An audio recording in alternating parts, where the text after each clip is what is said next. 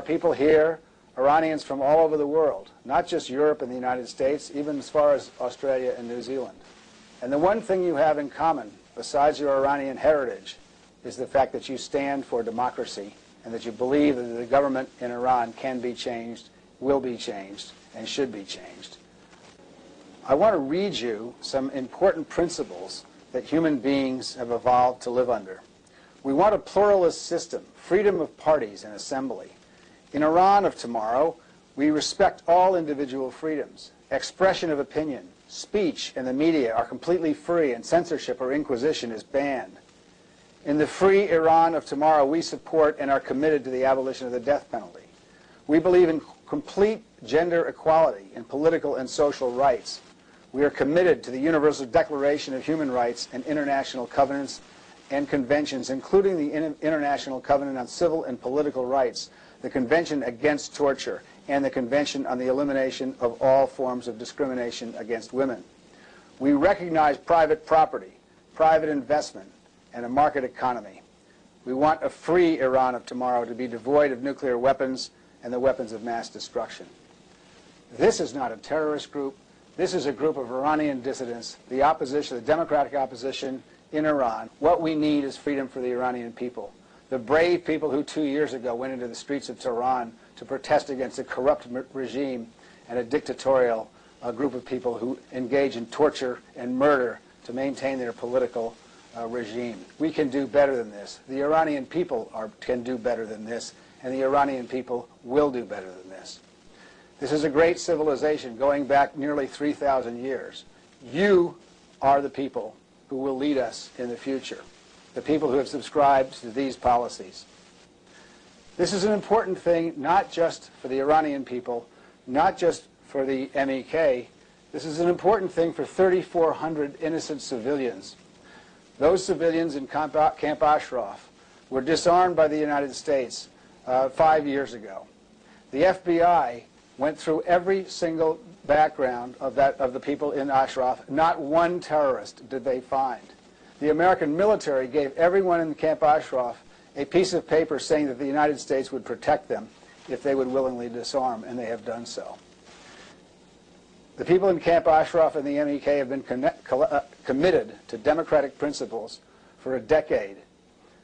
We now owe it to them to keep our word. These people must not be allowed to die.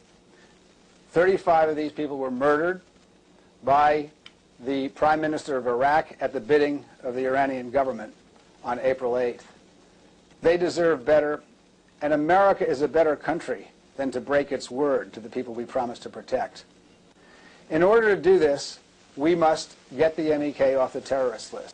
When Congressman Rohrabacher went to Iraq with his delegation, he confronted Prime Minister Maliki and asked him about the murders of the people in Camp Ashraf. He was asked to leave the country for this. The truth of the matter is that Prime Minister Maliki has committed mass murder in Camp Ashraf, that he is doing the bidding of the Iranians, and that we can do better than this. This is about not just the MEK, not just the Iranian people, it's about the future of Iraq and the future of America. If America can't stand up for innocent civilians who want nothing more than a democratic government in Iran, who will they stand up for? We can do better than this as a country. This is as much about my country as it is about Iran.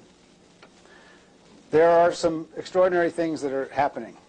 We thank Congressman Rohrabacher for his brave actions and for confronting what the American government would previously not confront. We need to get the MEK off the terrorist list. The British courts have demanded they be removed from the terrorist list, and in the UK they complied.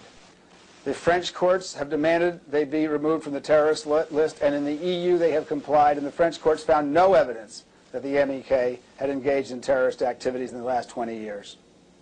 The American courts have said that this MEK did not get due process and ordered the State Department to review the terrorist listing. The State Department has not done that yet. They are overdue by nearly 6 months. We owe this to the people in Ashraf to keep our promises. America must change its policy.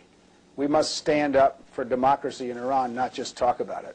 The idea that there's such a thing as a moderate in the Iranian government is an idea whose time has come and gone. There is no talking with people who use death and torture in order to enforce their political beliefs. The truth is the Iranian people will stand up for themselves. They stood up for themselves in Egypt. They stood up for themselves in Tunisia. They are standing up for themselves in Libya. They are standing up for themselves in Bahrain. And they will stand up for themselves in Iran. We must give the moral support to do the right thing, to make it possible for the Iranian people to fight for what they deserve, a democratic country with freedom for all. With that, I am with you. Thank you so much.